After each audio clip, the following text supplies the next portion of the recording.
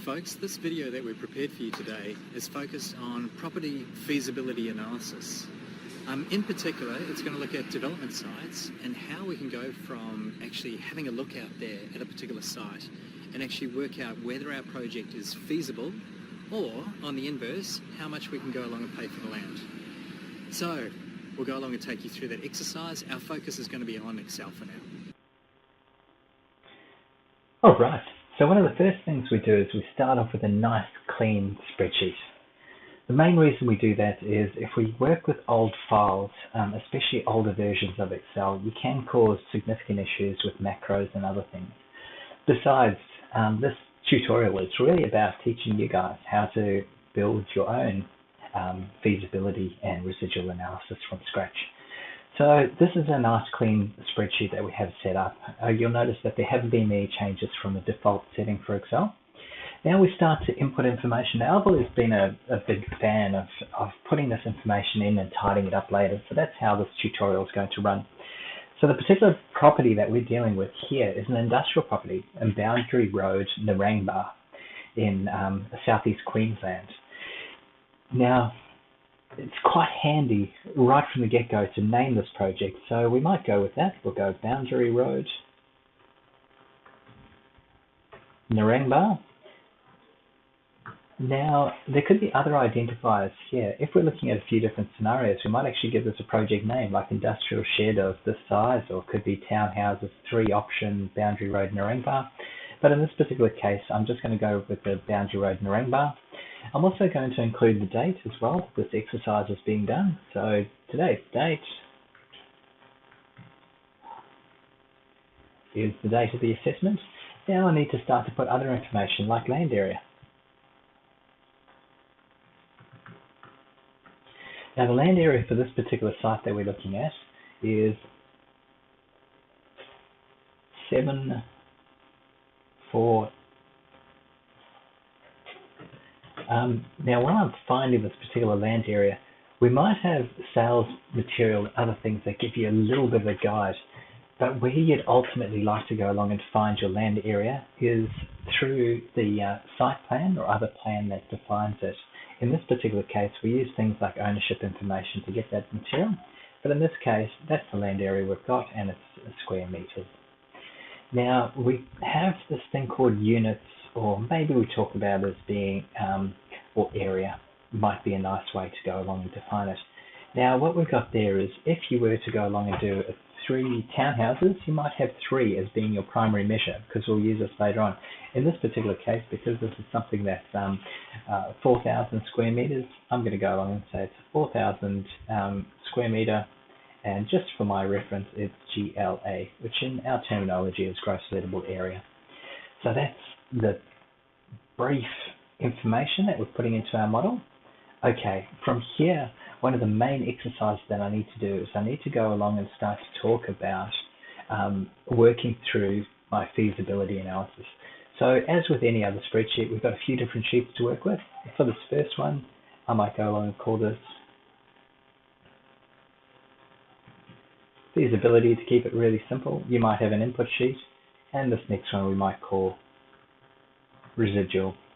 Now, the residual analysis we're going to do separate. We're going to start to put the information into the feasibility analysis first. Now, we'll talk about the difference between a feasibility and a residual analysis. Now, with a feasibility, we're testing the feasibility of the proposal. So in that case, we have got a land purchase price to go along and put in, and we're looking into how feasible it is, what kind of profit we're going to achieve, or what kind of return on our investment are we going to go along and achieve if we purchase at a particular level. For this one here, which we're going to populate later, it's a residual analysis. It's basically saying we need to see a return of X. So in order to achieve that return on X, what can I go along and pay for the land?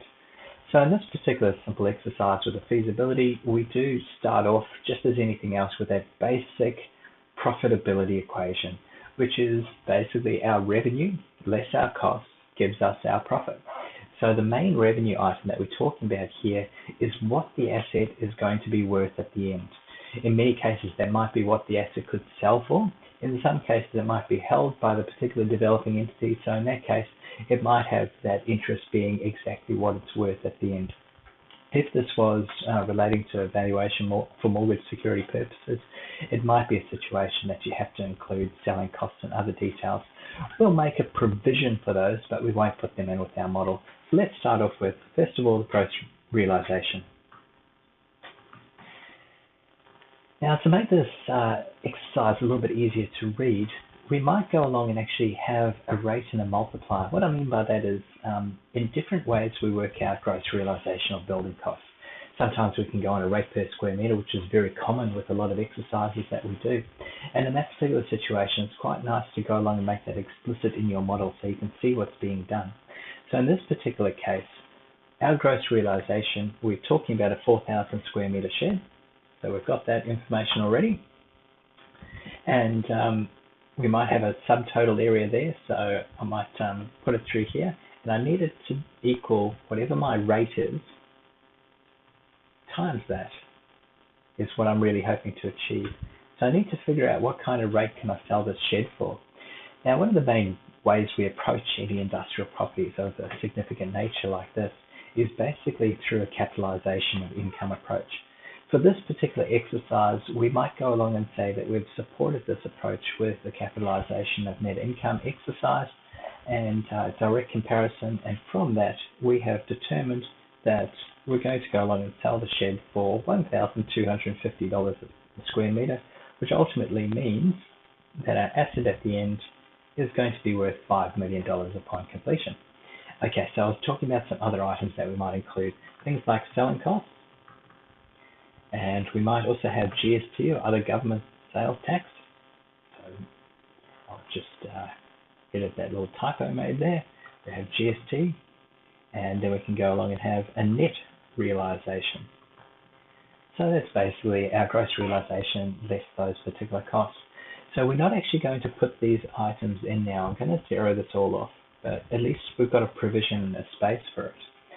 Now, usually you go along and have selling costs as being a percentage, so maybe it's 5% or 2%, depending on what the agent's the commissions are, and we'll go along and put that in there as an expression usually of this amount here. GST can be a little bit more complicated in the way that it's assessed, because GST in Australia is basically assessed on the GST inclusive price. So it wouldn't just be 10% of that. We'd need to do that price there divided by 1.1, and we can talk about that at another stage. But either way, if I take this exercise forward, you can go along and see that just to fill in the details on our spreadsheet so that's all nicely working correctly, I'm going to go along and put some zeros in there, and then I'm going to have a total column here, which is going to equal to that figure there minus any of these costs that we've got attached here. Okay, so that gets us to 5 million. So we've got the main part of our revenue exercise sorted out. We've got that at 5 million. So our next exercise here, I'll go to move this one down a little bit, and we can call this one revenue to make our life easier with some headings.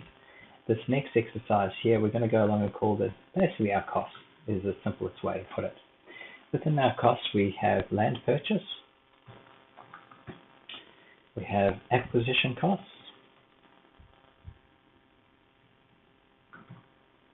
we have professional fees,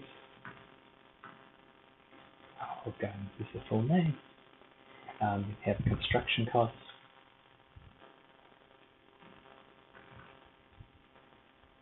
we usually have a contingency that relates to the construction costs. Then we have this thing, which we'll talk about this in a moment.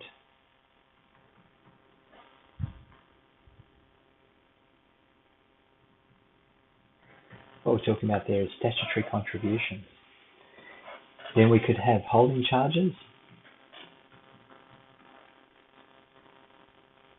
And those are our main items that we're going to have to accommodate as part of this exercise. So let's go into purchase costs first off, and our land purchase. Now for this particular proposal, it's been presented to us at this particular figure here. Again, you might be inclined to go along and find the land area, which is this one here. And because I don't actually know exactly what that is on a rate per square meter, but I'd still like to display it appropriately, it might be a worthwhile exercise to reverse calculate my my exercise here. So how I can do that is I can go along and say it's this much divided by that. And just to make it a little bit clearer and a little bit easier to work with, we're going to go along and say that it's this exercise here. So I'd go and times that by that. So what I've done here is essentially made sure that these cells remain the active ones and this cell here becomes one of the output cells. Okay, then acquisition costs. We could go along and have these acquisition costs at a rate, something along the lines of 5%. Now, acquisition costs usually include things like stamp duties and other fees attached with purchasing property. So that 5% is usually attached to this one here. So that's our acquisition cost. Then we have an item called professional fees. Now, professional fees are usually an expression of our construction cost. Now, if we were to have a look at different benchmarks, we could find that it makes quite a difference with your professional fees, whether you have a development approval or not. If you're purchasing a property without any approvals or anything in place, there could be quite a few different professionals you need to engage along that line. For this particular property, we're going to run with 10% as being our professional fees, and we're also going to go with a 5% contingency allowance towards the end now. Now, with regard to our particular construction costs here, we're going to say that we looked at our industry benchmarks and we found out it's about $600 a square meter just for the build price, not including the professional fees. And we already know that the size of the building is going to be that size there. So again, our exercise, it's relatively easy for how we go along and find what exactly that figure is. It means that effectively our construction contract we're looking at is a $2.4 million bill. And if we were to go along and apply our contingency to that allowance, we end up there. And if we were to go along and work out our professional fees would be as such. So for consistency, I'm going to go with the same formatting for those particular items there. Okay, what that means is that I've got my purchase-related costs, I've got my construction-related costs, but what I haven't accounted for is things like statutory contributions, which are things, if we're to establish something new that hasn't been on that land before, we usually have to contribute to things like sewerage connections, to roadways, to other sort of contributions in that area.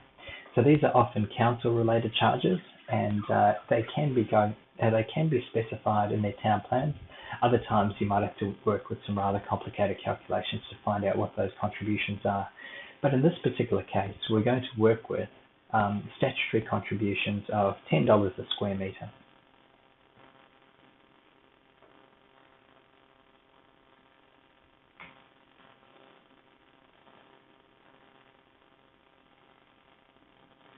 So that works out to be about 40,000. Now we've got one of our hardest things to calculate, which is our holding charges. So for any property that we basically look to develop, there's going to be an element of holding charges out there to accommodate. I'll just put this here PA so that we know that this is a per annum calculation. Now within holding charges, you'd have things like your insurance, your rates. You might even have particular land taxes depending on where you're building. In this particular property, we are assuming it's basically $4,000 a year of our contributions to holding charges. Now, the interesting part is trying to work out exactly how long we're going to run with these holding charges. How long do we actually have to hold this property and to work with this property of that nature?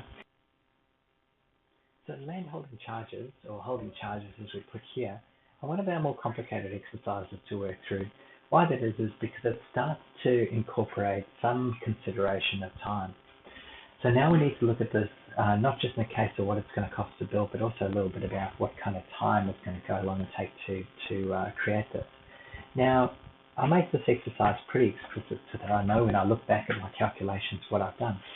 Now, one of the first things to consider is the lead-in time. So this is basically the time between when the property is purchased and when you're going to go along and actually engage in that construction contract. So that could change. It could vary from 1 month to a series of years. because of this calculation, we're going to go with a assumed period of about 3 months to undertake our work. Notice how I'm putting this in as months, and I'll divide it by 12, but from my the background calculations, it's easier for me to see this. So I'm assuming that we purchase the property. It takes 3 months to get all of our finer details of our approvals and everything together. Then after that, I'm assuming that it's going to take us 6 months to do the build. It would take longer for a more complicated project, but for a project of this nature, given that it's a fairly generic industrial shed in an industrial area, we're saying that's going to be a relatively finite build time. Now, the other part that I might put in here, and I'm going to put a 0 down as it, is if we actually have a sales period to accommodate, then we need to accommodate it there, because those holding charges are really going to continue on even beyond the time that we've built something into that time that we're actually trying to sell down that product. So at this point in time, I've got 3 plus 6 divided by plus 0 divided by 12, and that gives us basically our duration in years. So effectively, we've got holding charges for 3/4 of a year.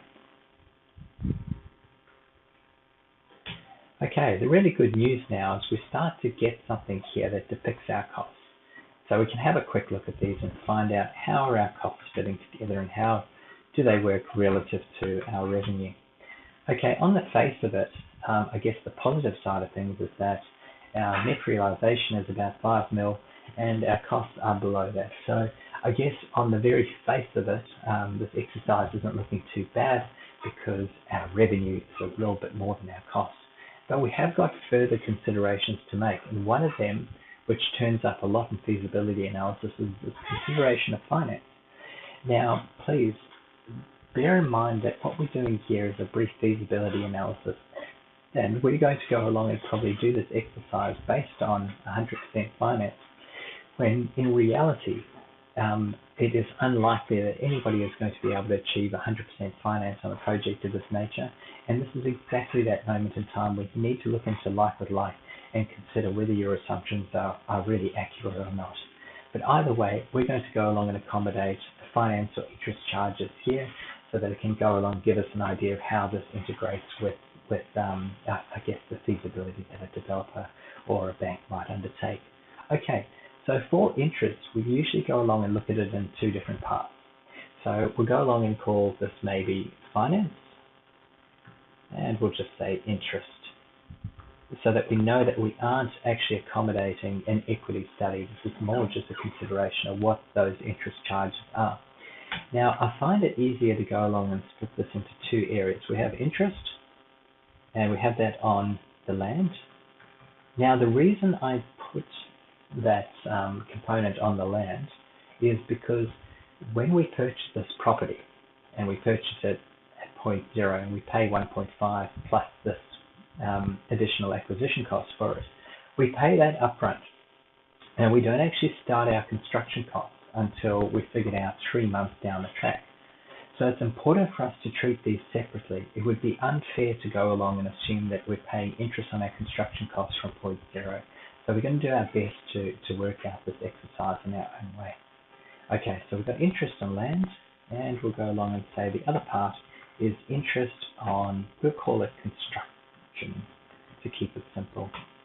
So on construction, we'll go along and we'll start accumulating these costs. But what's going to complicate things further for us is that with most construction contracts, we do not actually pay totally upfront our construction costs.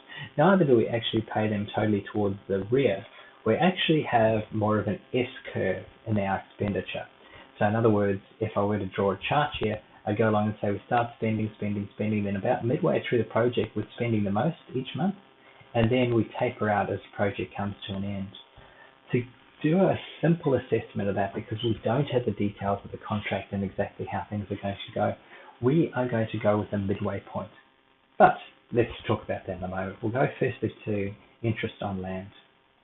Okay, now interest on land, we know our sum is going to be this particular amount here that we're going to deal with, but we need to also go along and actually give an idea of what kind of percentage we're going to go along and use for our finance.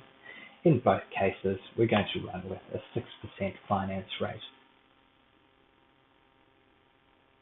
Much of this will be tidied up at a later date. Okay, now we also need to go along and look into how long we're going to be paying that interest. Now, if you remember, it's not going to be too dissimilar to what we did before, and we might want to go along and reference a connection straight back to what we had there. But ultimately, we have a 3-month lead-in period, and then we have a 6-month construction period, and then we don't have any tail associated with selling this. So effectively, it's going to be the same exercise as our holding charges. So effectively, we have 6% for 3/4 of a year, and then our last part is to actually work out what exactly that cost is. So we'll go through here, we'll go our particular land-related costs, which are these two here. And we're going to time that by 6%, and then we're going to look at that for not quite a year. So that will be our interest charge that we are talking about in this particular exercise.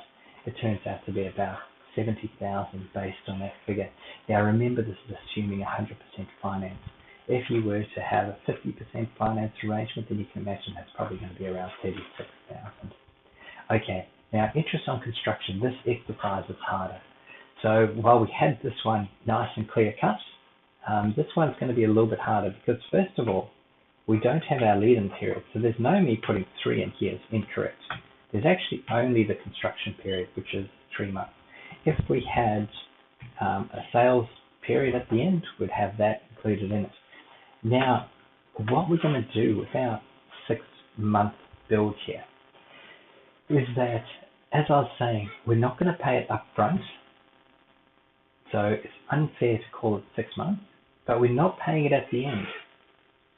So it also would not be fair to go along and say that we don't pay any interest at all. We do still pay interest. But what we're going to do is we're going to call it, split it straight down the middle. So we're going to basically go along and call it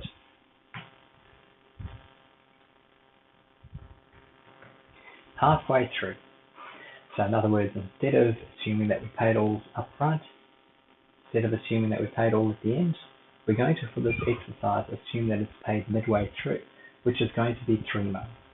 Now, 3 months divided by 12 becomes a relatively short frame of time that we're going to be paying interest, and that's because it's only a 6-month duration on that construction, and realistically there'll be very few costs associated with interest up front, and they'll come towards the end. So we've got that exercise partly done. So we've got our duration, and we've got our interest. Now we need to figure out what actually is going to form those particular costs for our interest consideration. Now, this would be a little bit subjective as to the treatment of holding charges, but otherwise we most certainly do have these costs here. So we could definitely go along and assume that we have those costs, 2.8. And if we went along and we times that by that, then we get a charge of about 42,000.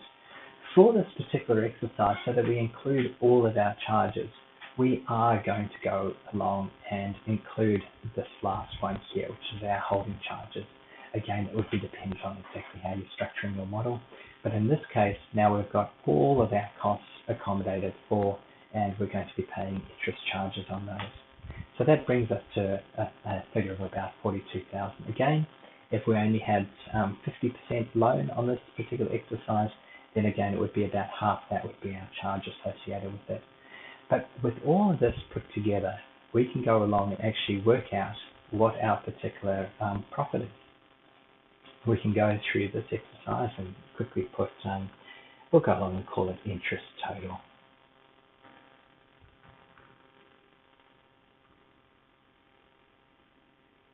And we could easily go along and put that particular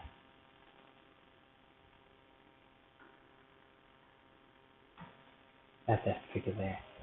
Now what we need to do, we've got our gross realization, we've got basically our land purchase related stuff, we've got our finance related charges. So what we're coming down here is to give us an indication of profit. So we're going to call this indicated profit to keep things really simple. And to make it really clear for the reader, we're going to say it excludes interest, because we need to have this figure. This is what our total capital figure is. So for this one, it's pretty easy. It's basically our net realization less our total construction costs or total development costs. I'll just put this here as development costs so that we have that clear. So our indicated profit in this particular capacity is 622,000. Now one might think that sounds good on the face of it, but it's hard to understand 622,000 unless you know exactly what the venture is that you're going down. If you're building a couple of townhouses and you got 622,000 profit out of the exercise, you'd be very happy. But if you were building an airport or large infrastructure project and you only received that level of profit, then you'd be most concerned. So we need to go along and take our time to express that in another form, and we'll do that in just a moment. Just before we do that, we're going to go along and have indicated profit again, but this time we're going to go along and say including interest. So if we were to include interest, it's going to be the same again. We're going to have that minus that, but we're also going to have interest taken off the mix here. So our indicated profits without interest is slightly less by that total interest figure. Okay, so we've got those exercises. Now we need to go along and talk about better benchmarks so that we can see what this actually means as a percentage. So we're going to say shows a return on capital, and we're just going to make it clear the percent. And then we're also going to go along and say shows margin, and we're going to go along and put a percent. These are the two other measures that we're going to look at. So shows a return on capital is going to be this exercise. So return on capital is exactly what we're talking about here. We're not making it very complicated, we're keeping it as simple as we possibly can. In that case, we're going to go along and take our profit, and then we're going to divide our profit by our investment. Now, our investment is our invested capital, which is this particular amount of development costs here, because that's actually what we pay out. So our return on capital is that there, which, if I go and express it in a better manner, is 14%, which is a benchmark rate to look into, but it's also pretty light. When you look at undertaking an exercise with this kind of risk, you might go along and say that that's probably a little bit less than I was hoping for. Okay, now we're going to go along and look at shows margin. Now, margin is effectively a hypothetical figure, because again, we're taking into account interest, but we're not taking into account return on equity. That's why we use the term margin or other, because it's not really a return on investment. It's not really a return on equity. It's another terminology altogether. But this is a very good benchmark rate. This is one where you might get benchmark from comparable sales evidence to find this figure. But to show the return on that, basically our exercise is going to be our profit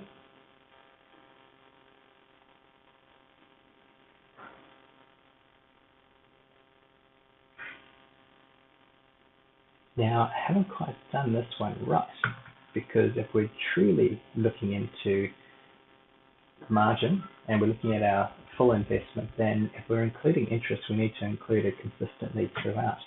So what I've got to account for here is that interest.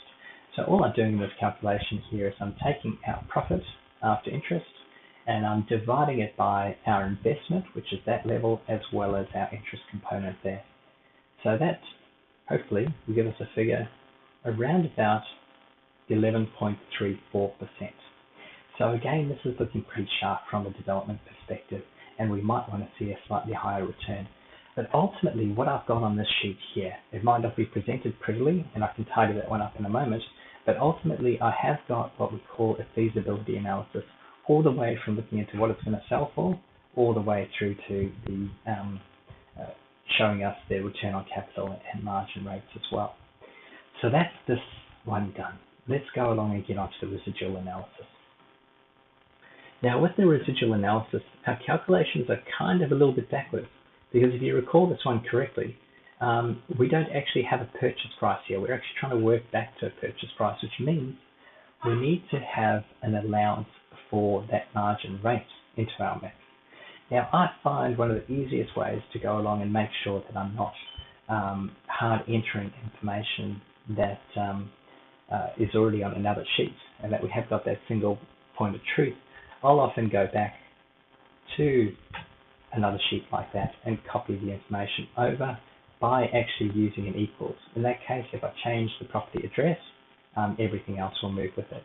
So I'm just doing this to basically bring the information across from the other thing to make sure that I'm talking consistently across the board. Okay, so this should basically go along and have the information from the other sheet put in it. I can obviously delete out cells that are no longer relevant, and just to make life a little bit easier, there's no reason why I can't go along and copy the formatting for dates where I might have lost the formatting in the process. Okay, so we've got the base information on here again, which will make our life a little bit easier. And that was just a heading line, so it didn't really need anything attached to it. So the first part of this exercise is going to be very similar to the last sheet because we still need to work out the net realization. But before we get into costs, we need to have something else here. And this something else here is going to be basically our allowance for margin.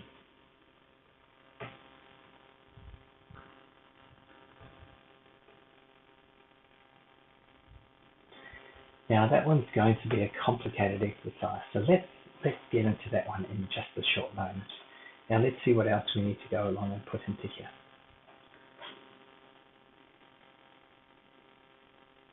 We've got this base information, but we will not be having this land purchase side here, so we can actually delete or remove that one altogether. Now once I've got this all tidied up, and the bottom end is going to be quite different as well, what we're going to indicate on the bottom here. So in that case, I might just go along and delete this information. We don't really need to tidy that part up later. Okay. So now we get into the harder part, which is working through our allowance on margin. Now, don't forget, the very simplest exercise is there's no reason why you could not use that feasibility sheet to work out something similar to this. Through a workback arrangement, you might be able to go along and figure this one out by changing a particular value and goal seeking your way through it. But if we're going to make a more resilient model, one that we can, I guess, use in the future for a whole lot of different purposes, then we'd like to go along and keep it quite consistent.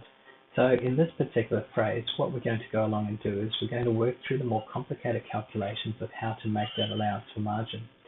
Now, we're going to assume for this particular exercise that our margin that we're seeking from an investment of this nature is 15%. So we've hard entered that figure there. Now, to work out what exactly that margin represents in dollar terms, we need to go through a little bit of a workback scenario. So in this particular case, I'll go along and I'll input the information as such. I need to go equal our net realization figure, which is here, times our margin, and then divide that by 1 plus our margin. That figure should be around about that in dollar terms. All right, so we've got an allowance for margin. Now, as we were saying before, life's been turned a little bit upside down because we don't have all the figures that we can work with. In particular, anything related to our construction, we've got it. So professional fees are not going to be changed, but anything that relates to our land costs, including our acquisition costs, are going to be items that we're going to need to accommodate later on. So I might just move this one out of the equation for now because that one's going to be a little bit hard. We need to consider that right towards the end. But if we look at basically our development costs, then we can go along and move forward. So from our development cost perspectives, we have got our professional fees, which are unchanged. Our construction costs are unchanged, regardless of what our land purchase is. Our contingency is unchanged because it relates to our construction. Our statutory contributions, again, are unchanged because it does not relate to our land. Our holding charges, in this case, are unchanged. So we can go along and actually have a look at our development costs, but we might actually change this terminology here. What we'll do is we'll go along and call this item development costs. And as you can imagine, it's going to be term is going to be excluding land and acquisition. And then we can do a simple sum exercise. And we've got what we would go along and call our development costs without our land, without our acquisition charges. Okay, now I'm just going to give myself a little bit more room here to work through these ones, but things like our finance interests are going to be complicated ones. For example, this one, again, we're going to put this into the work out later exercise. We're going to put it here. But our simpler side of things, working with our interest on construction, again, things haven't changed. We've got our same percentage rate. We've got our same duration. We've got our same calculation that can work through here. So we don't have any troubles with that. Where we've got complications relates to our land interest, which is this part here. So we've got that item there that we need to go along and work through. Now, we know we're not going to have this figure, so I might as well delete it now. We're also not going to have that figure. We need to delete that now. Our acquisition costs, we're not going to have that figure because we haven't got a basis to work on. So which brings us to one of our more complicated figures, which is actually our result at the end. Our result at the end is going to be looking into ultimately our residual land value or residual land worth. So let's make that a clear result here. Residual land value. Now for this one, this calculation is going to be a little bit more complicated than I feel really comfortable with explaining through step by step. So in some cases, you guys might need to go along and look into this calculation and dissect it yourself and make sure that you're happy with how this one works out. But anyway, I'll set it up for you guys to get a decent indication. Now, what we need to have in this is going to be our end figure, which is our ultimate result here.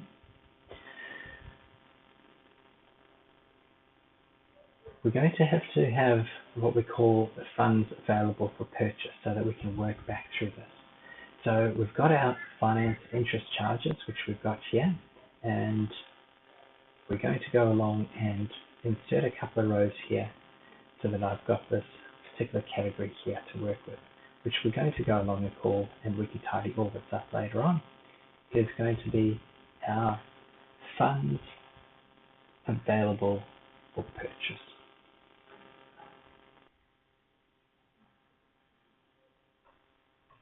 In working out the funds available for purchase, I need to consider what's been spent so far, including that allowance for margin. So what I need to do is take this figure here, I'll take out my margin, then I'll take out the cost to develop, and then I'm also going to take out the interest cost that I had so far. That leaves us about 1.5 as a figure to work with as our funds available for purchase. But the funds available for purchase do not accommodate our interest and our acquisition costs as well. So unfortunately, I need to go along and do what's considered to be a nested calculation within our residual land value. In other words, what I'm doing here is basically the end game, and then I'm going to display it here for everyone to see what the rest of the calculations are. So my next exercise here is to go along and clearly depict as best as I can what fits into that residual value exercise. So let's have a quick look at this now. So within the residual value exercise, we're going to go through this exercise nice and slowly, but again, you might find that in your own space, it's the best thing to go along and work through exactly what it's doing here. So I've got to take my funds available for purchase, which is this figure here. Now I need to accommodate for this story with regard to interest and also the acquisition costs. So I can work that out through this manner here. This is me taking into account the interest,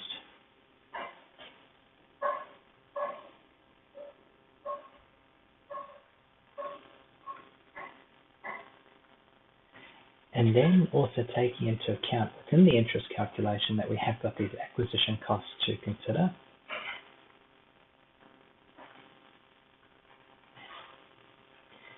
And then ultimately, I need to accommodate those acquisition costs again to do the work out at the back end.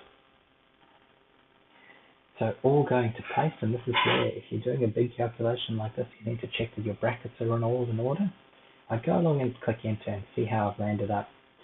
So this is my calculation so far. It says, this is where I need to go along and check things to see if it makes sense.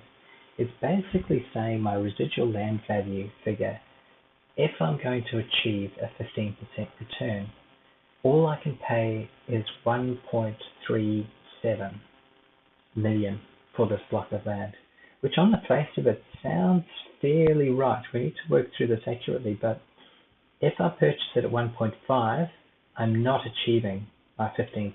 I'm only achieving my 11%. So that might sound right. One of the ways I could easily go along and check this is if I go along and copy this figure here, and if I hard enter that as being my figure here, sorry, I just have to, because I made that more complicated formula, I'm going to go along and do my paste exercise like this. So if I go copy, and then I put it here, paste special, I want to paste as values. One of these will be values. I'll paste values. If I got that figure in the mix, and again, just doing that work back, because I had that more complicated formula, if I pay 1.369, then ultimately it should hopefully show me here that I'm getting exactly a 15% margin return, which is wonderful to see. So that is really good news. So that was my quick check to see if that is working. Now what I want to do is I just want to undo that nasty work that I did so that this makes a bit more sense. Okay, so while this page is a bit of a mess, at least it does sound like it's generally working. So now we need to go along and work out our interest equation again. So we have got our interest here. We've basically got our interest calculation would be that in a similar manner to before, times that, times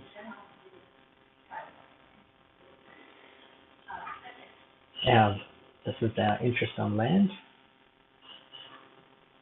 Now what's interesting here is don't forget we've got to accommodate those acquisition costs as well. So we're timesing it by that times 1 plus our acquisition cost there too. There might be the occasional figure in there that doesn't need those brackets, but ultimately that's what we've got down as being our interest on land figure. Okay, 64, how does that compare with what we had here? We had 70. So our figure is a bit lower this time around, 64 as opposed to 70. We're going to go along and check to see if that all works, but we have got a lower figure here than the 1.5 that we're working with initially. Okay, now our acquisition costs as well. That's a little bit of a complicated one too. Our acquisition costs are going to be equal to that.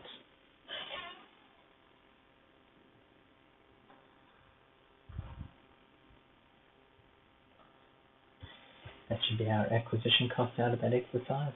And now we can go along and check to see if we've got this exercise just right or if we've got a little bit off. And how we can go along and do that is we can go along and work with effectively that minus those charges should get us to this figure here. So if I go along and do a sum of those figures there, you'll see that my sum figure here is to the dollar the correct figure. So it's quite promising to see that that is okay. So my exercise now, while it is technically a little bit of a mess, it is still a pretty clear exercise that I can go along and work through.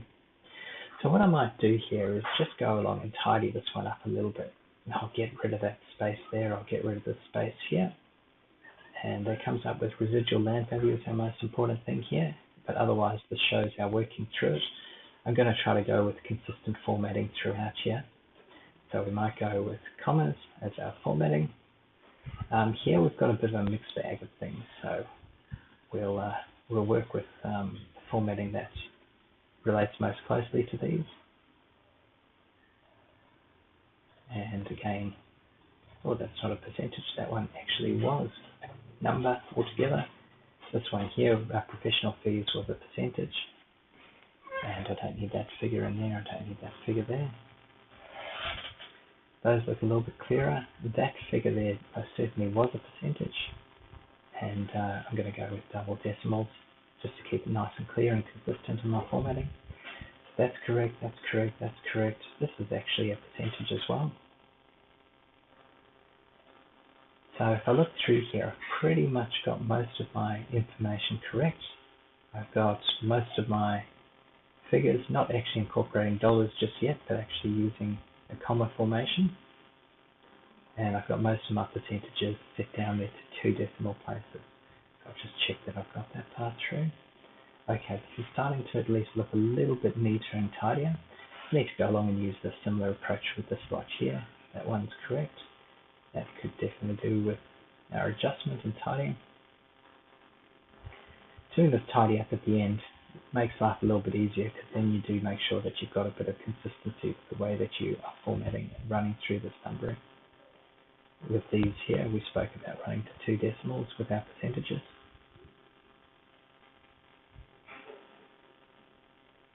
And we'll run with that format throughout. And we also need to identify that these are outside our top calculations with revenue, with costs, and then finance as being our main considerations. Then these here are actually our returns. So we could go along and identify it as something different, or we can actually go along and highlight it accordingly so that we know that this is a different exercise altogether. So we have that formatting sorted out.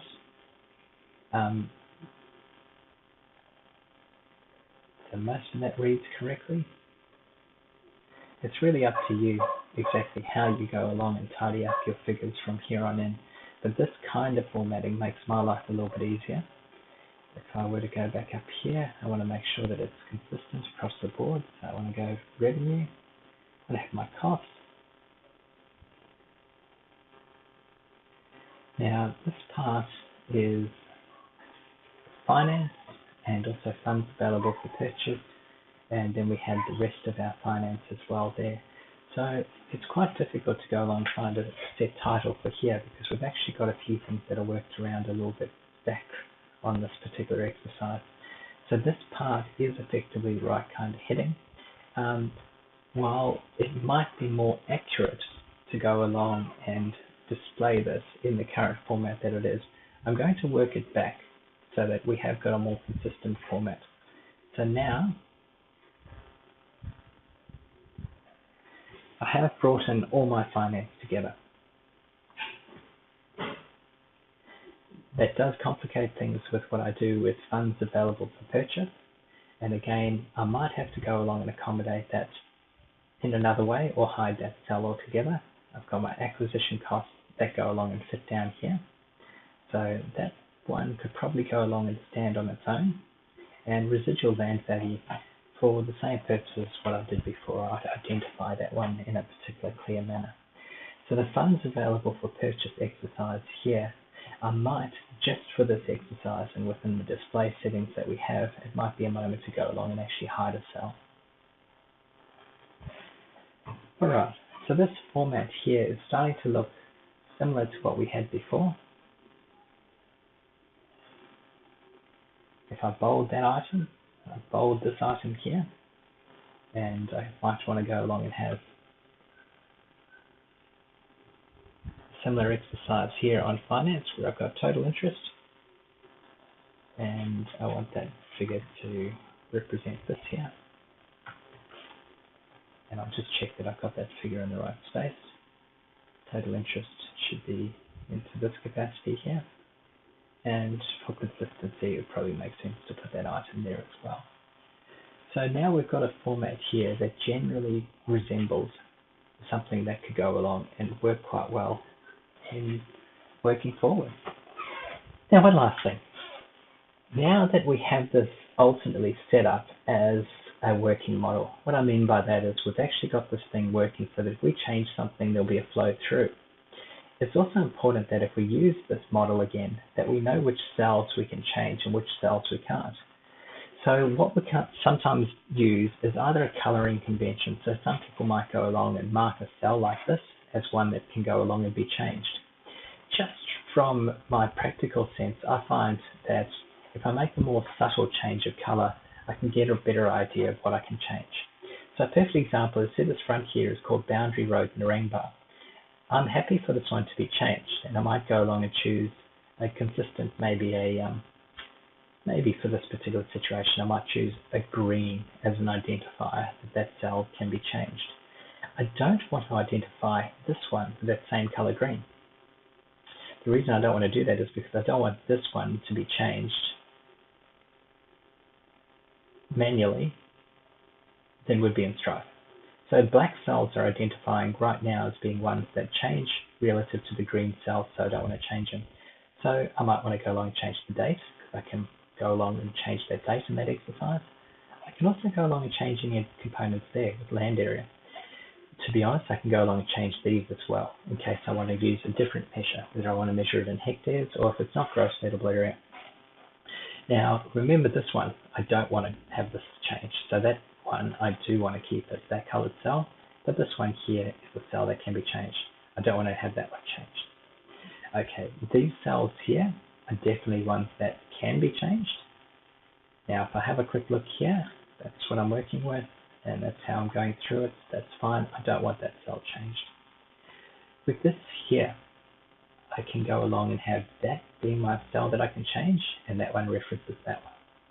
This here is something that can be changed. That can be changed. This here, that's there. The rate for those can change.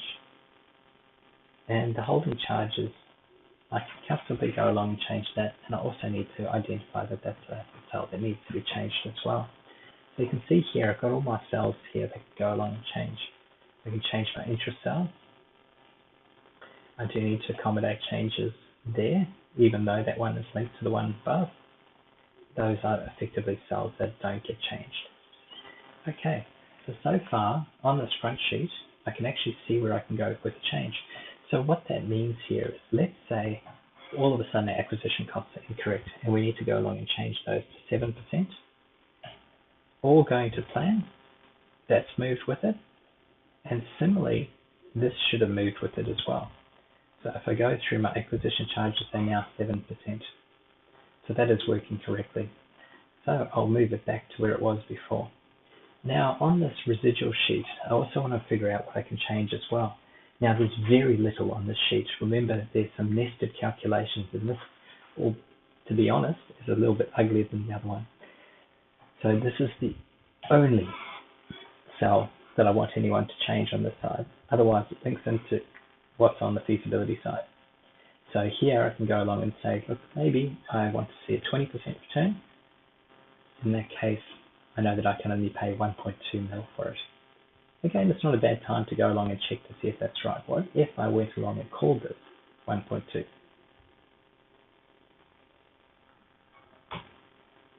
Then I can go along and do my check, and yeah, it's about 20%.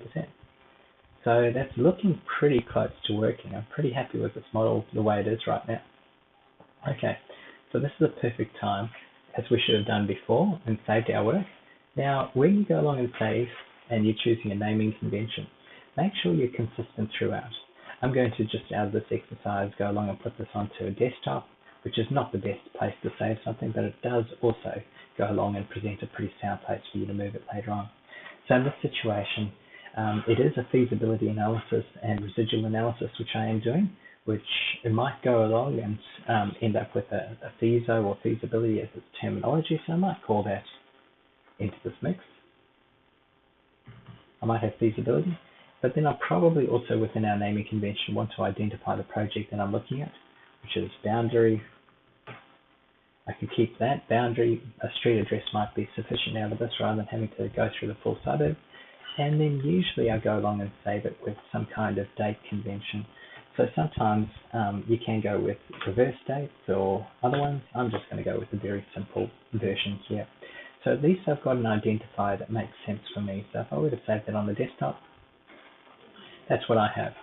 Now, if I were to go along and later change this into being a template to be used next time, it'd be quite easy for me to change this to template, have those zeroed off, and take out literally just the values in those green cells, and I'd effectively have a template to work with for a later stage.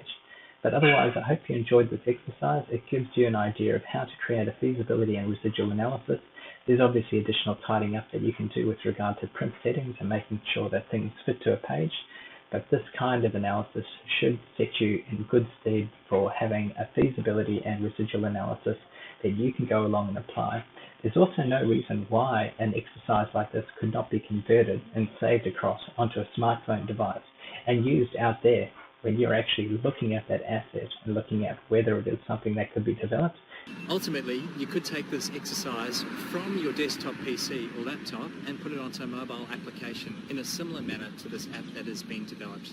The link for that is shown below. Good luck with future feasibility analysis.